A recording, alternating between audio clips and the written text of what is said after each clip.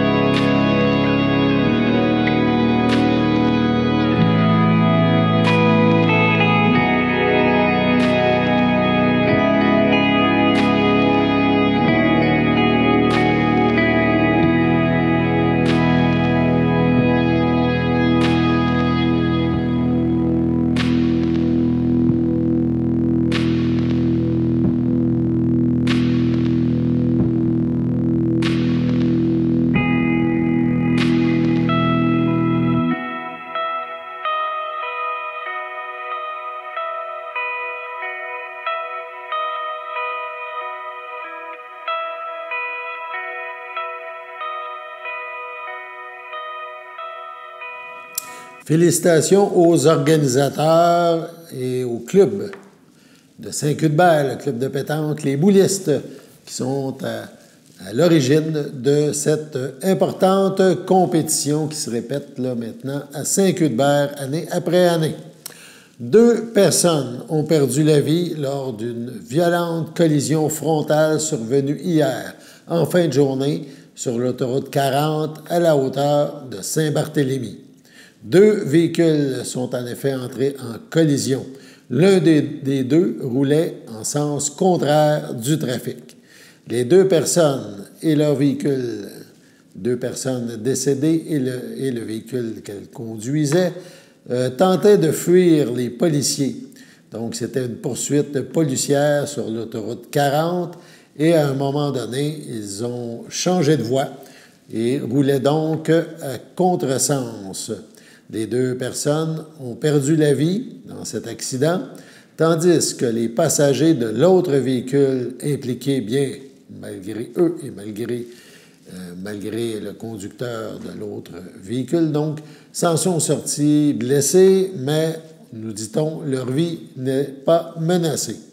C'est le Bureau des enquêtes indépendantes qui a pris en charge ce dossier, puisque les policiers de la Sûreté du Québec sont partie prenante dans cette poursuite policière, donc, qui s'est soldée par la mort de 2 personnes. On a quelques images à vous présenter. C'est rapide, mais vous allez voir, c'est assez effrayant. C'est une dame qui a mis ça sur Facebook, Betty Haché, qui circulait avec les membres de sa famille sur l'autoroute 40 lors des événements. On regarde.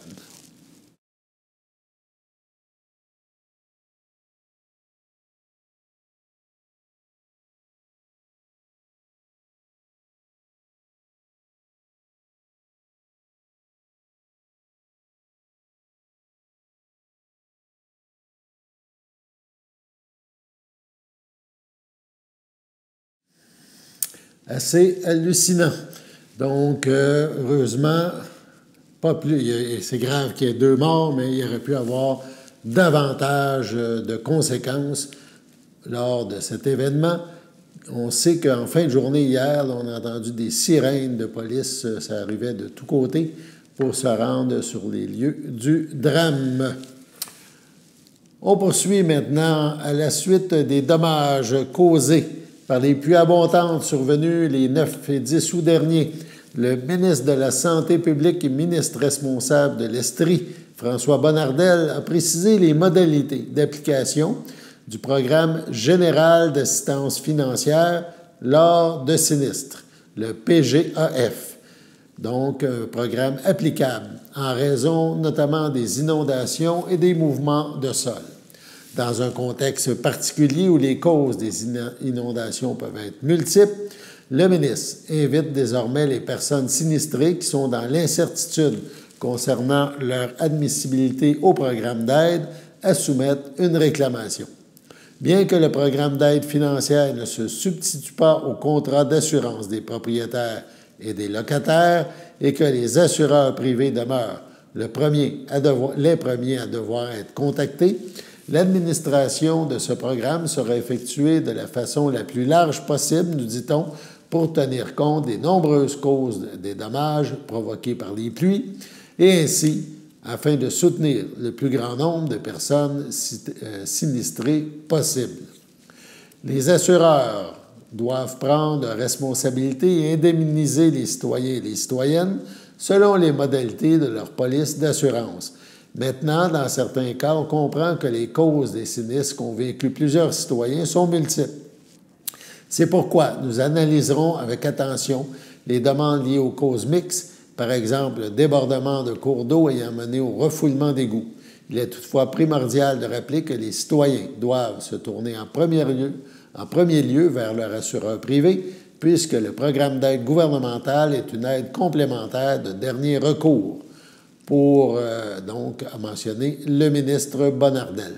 Pour un service rapide, les demandes d'aide financière d'indemnisation, voilà, doivent être complétées on va sur le site québec.ca, au volet Sécurité et situation d'urgence, gouvernement du Québec. Donc, pour avoir de l'aide au sujet d'une demande d'assistance financière en vertu du programme, on peut composer aussi le 1-888-643-AIDE, soit aide ou 2433. Le 1-888-643-AIDE ou le 2433. Sur ce, allons à la pause. Votre station de télévision de Berthierville vous invite cordialement à son bingo hebdomadaire télédiffusé tous les samedis matins dès 9h30. Depuis longtemps, les fans de CTRB se divisent le joyeux montant de 600 $ chaque semaine à cette joute de bingo. N'oublions pas non plus le super bingo mensuel d'une cagnotte de 2000 $ que vous pourriez vous partager chaque premier samedi du mois. Un moment de fébrilité qui pourrait devenir payant pour plusieurs d'entre vous. Pour vous procurer ces fameuses cartes de jeu, les dépositaires participants sont à Berthierville, le dépanneur Formule 1, la station-service Arnois sur le boulevard Gilles-Villeneuve, le marché IGA Extra Famille Mont-d'Or sur la rue Gabriel-Brissette, le marché Métro Boucher sur la rue Notre-Dame et la pharmacie Proxime sur la rue Frontenac. À Saint-Ignace de Loyola, le dépanneur Proxy sur la rue de la Traverse, la boucherie Aldo sur le rang Saint-Michel. C'est donc un rendez-vous hebdomadaire chaque samedi matin à 9h30 sur les ondes de CTRB, votre télévision locale et régionale, celle-ci toujours en haute définition. Toute l'équipe de CTRB vous remercie de votre fidélité et vous souhaite bonne chance.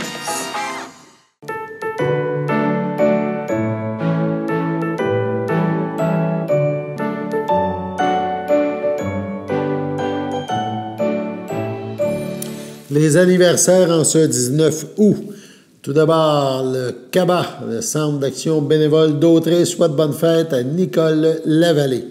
Et la FADOC de l'île du Pas souhaite un heureux anniversaire à Janine Croisetière, à Maurice Hainaut et à Diane Davio. C'est votre anniversaire aujourd'hui, en ce 19 août. Eh bien, toute l'équipe de CTRB vous souhaite bonne fête. On se déplace maintenant du côté du conseil municipal à Saint-Ignace de Loyola. Ça a eu lieu la semaine dernière, le 13 août dernier. Pour plus de précision, dans un premier temps, on s'attarde au dépôt du rapport du maire de Saint-Ignace de Loyola, Jean-Luc Barthes, un rapport annuel qu'il faut faire devant le conseil. On l'écoute. 3. Dépôt du rapport du maire, exercice financier 2023. Je vais vous faire un résumé des faits saillants du rapport financier et l'audit pour l'année 2023. Donc, du Conseil citoyen et citoyens, la municipalité de Saint-Ignace de Loyola a déposé à une session extraordinaire du jeudi 20 juin 2024 ses états financiers pour l'exercice 2023. J'ai le plaisir de vous soumettre les faits saillants du rapport financier et du rapport du vérificateur. Le rapport de l'auditeur DCA comptable professionnel agréé certifie que les états financiers présentent de façon significative une image fidèle de la situation financière de la municipalité de Saint-Ignace de Loyola pour l'exercice financier 2023, conformément aux normes comptables canadiennes pour le secteur public. Les états financiers démontrent un surplus de 42 667 pour l'année 2023, résultat d'une saine gestion et d'un contrôle des dépenses. Les résultats de l'exercice terminé le 31 décembre 2023 montrent des revenus de fonctionnement de 2 993 070, soit un écart favorable de 59 119 par rapport au budget. Dans les pages suivantes, vous trouverez un sommaire du rapport financier ainsi que l'information relative à la rémunération des élus municipaux. Les états financiers seront prochainement disponibles sur le site web de la municipalité sous l'onglet « Administration et information financière ». Je termine en remerciant les membres du conseil municipal, le directeur général, le personnel cadre ainsi que tous les employés de leur soutien, leur implication et leur engagement. Les revenus 2023, le budget, on avait fait un budget de 2 933 951. On a terminé la réalisation avec un budget de 3 297 837. Puis moi, les revenus, attendez un peu. Les charges, excusez-moi. 2 233 951 pour la réalisation de 4 867 181. Pour les charges, 2 600 251 pour la réalisation de 3 297 837. Puis avec la manière qu'ils comptables ça, on a fini avec un surplus de 42 667. Au 31 décembre 2023, l'endettement de la municipalité est de 1 759 481, incluant les cotes-parts de la MRC. La vérification externe des livres de la municipalité de Saint-Ignace-de-Loyola a été effectuée par la firme DCA comptable professionnel agréé. Pour l'exercice 2023, conformément à l'article 11 de la loi sur le traitement des élus, je vous présente la rémunération des élus municipaux pour l'année 2023. La rémunération faite par la municipalité pour le maire s'élevait à 14 724 et l'allocation de dépenses était de 7 368. Les conseillers pour la même année ont reçu chacun une rémunération de 4 908 et une allocation de dépenses de 2 460 $, soit 50% de la rémunération pour l'allocation de dépenses. Le maire reçoit un jeton de présence de 201 piastres et les conseillers reçoivent un jeton de présence de 67 $ par présence à une séance ordinaire du conseil par journée, de même que toute réunion en comité plénier. Ils reçoivent également une allocation de dépenses de 50% de cette rémunération. Le maire suppléant reçoit une prime de 34 $ par présence à une réunion régulière. À la MRC de Dautré, le maire a reçu une rémunération de 10 605 et une allocation de dépenses de 5 302. À la lumière des résultats précédemment mentionnés, on peut affirmer à l'évidence que la municipalité de Saint-Ignace-de-Loyola est en excellente santé financière.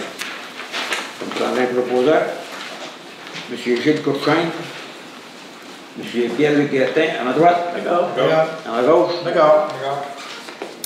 Il fut aussi question des projets d'aménagement pour l'ancienne caisse populaire qui deviendra le bureau municipal et des frais pour la mise aux normes de l'Église qui deviendra un centre multifonctionnel.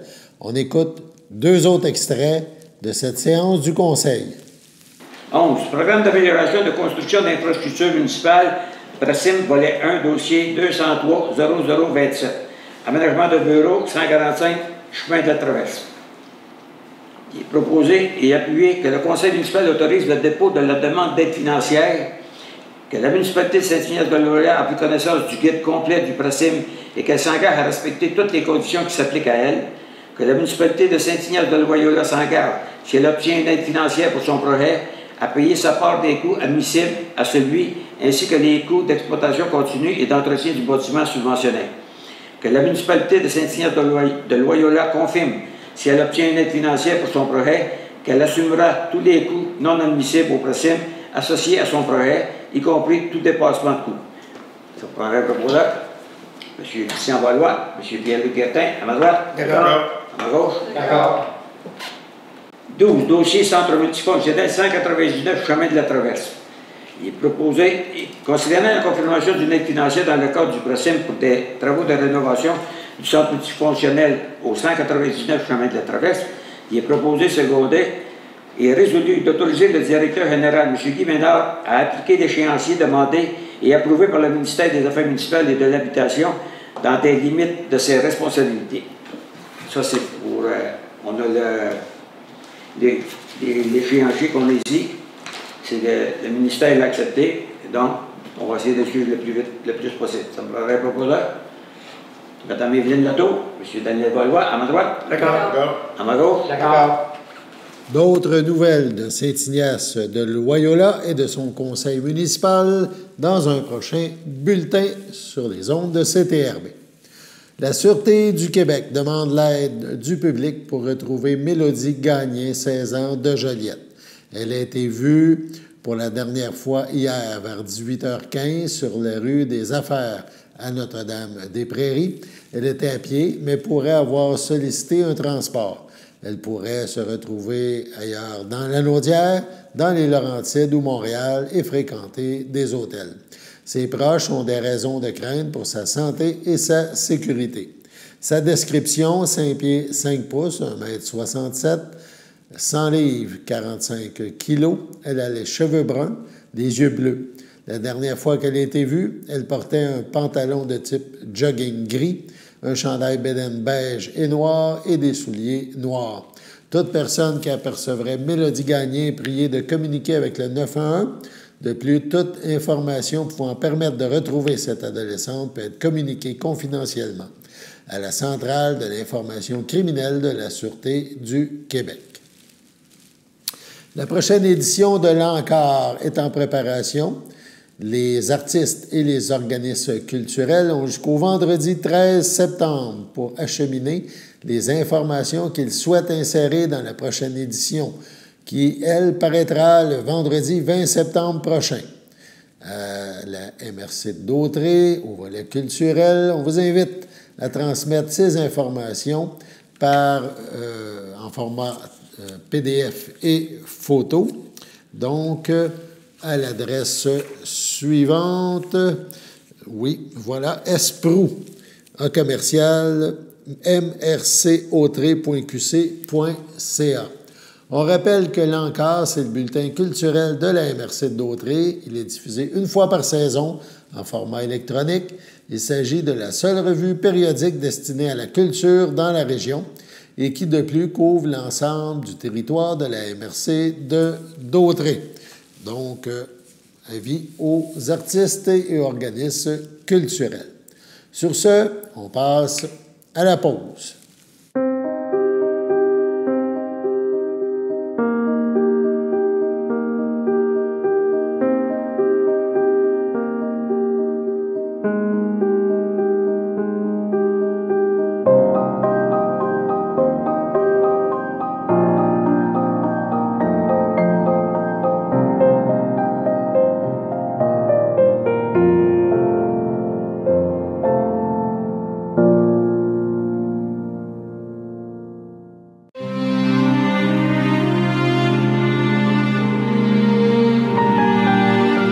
Au centre hospitalier de la Naudière, le 26 janvier dernier, à 94 ans, est décédée Mme Denise Gervais, épouse en première noce de feu Pierre Paquin et en seconde noce de feu Fernand Adam.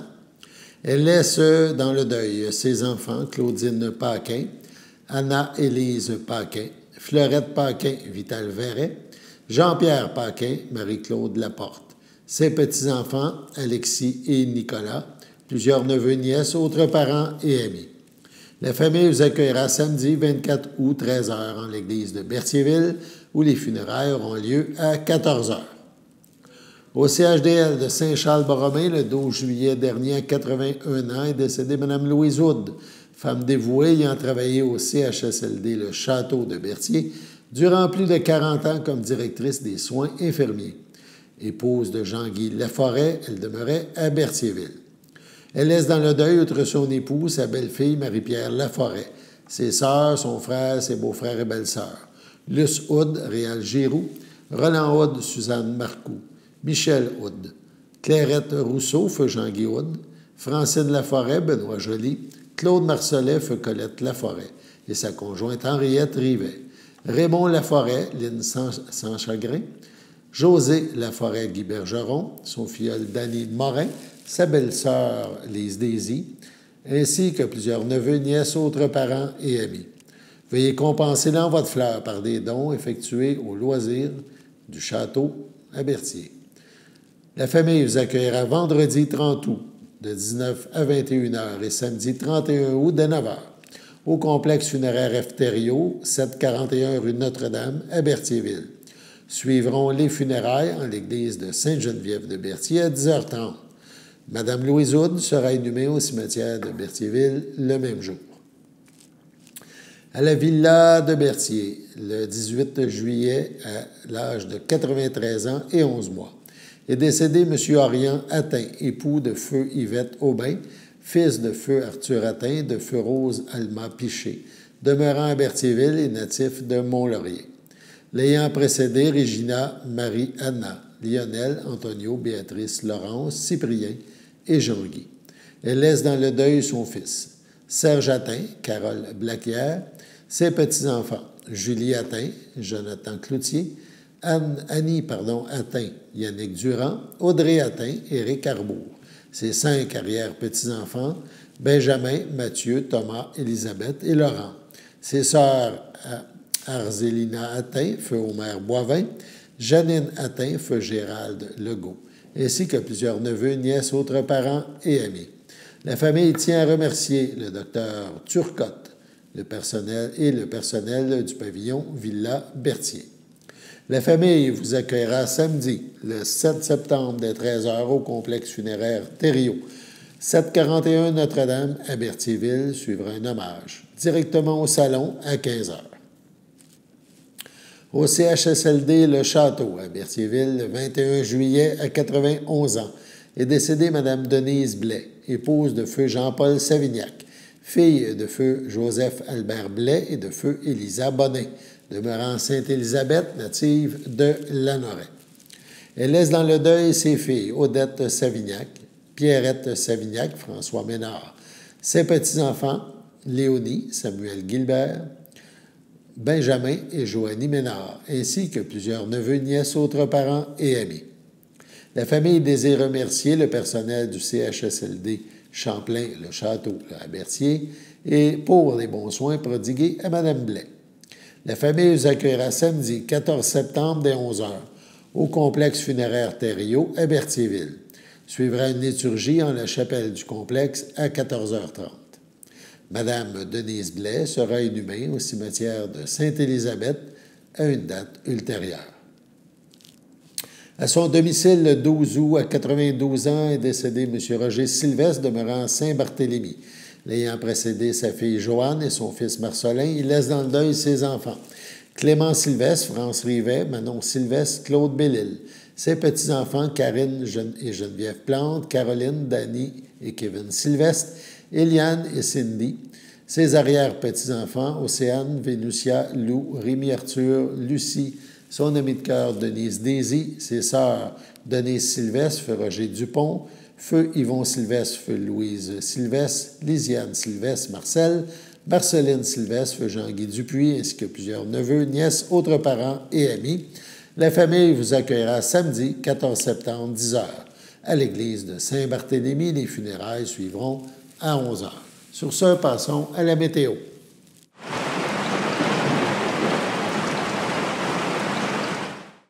Bienvenue à la météo avec Théo. Sortez vos parapluies car pour aujourd'hui et demain, il annonce beaucoup de pluie. Pour commencer, lundi après-midi, il annonce de la faible pluie avec une température de 19 avec un ressenti de 20 avec 1 à 3 mm de pluie. Pour lundi soir, il y aura une température de 17 avec un ressenti de 16 avec un ciel nuageux avec averse qui sera accompagné de 1 mm de pluie. Pour lundi nuit, il y aura une température de 13 avec un ressenti de 11 avec un ciel plutôt nuageux. Pour mardi matin, il y aura une température de 14 avec un ressenti de 13 avec un ciel nuageux avec averse accompagné de 1 mm de pluie. Pour mardi après-midi, il y aura de la faible pluie qui sera accompagnée de 1 à 3 mm de pluie avec une température de 17 et un ressenti de 16. Pour mardi soir, il y aura aussi de la faible pluie accompagnée de, encore une fois, 1 à 3 mm de pluie avec une température de 16 avec un ressenti de 15. Et finalement, pour mardi nuit, il y aura aussi de la faible pluie avec 1 mm de pluie avec une température de 17 et un ressenti de 12. C'était tout pour votre météo. Au nom de toute l'équipe, merci et à demain.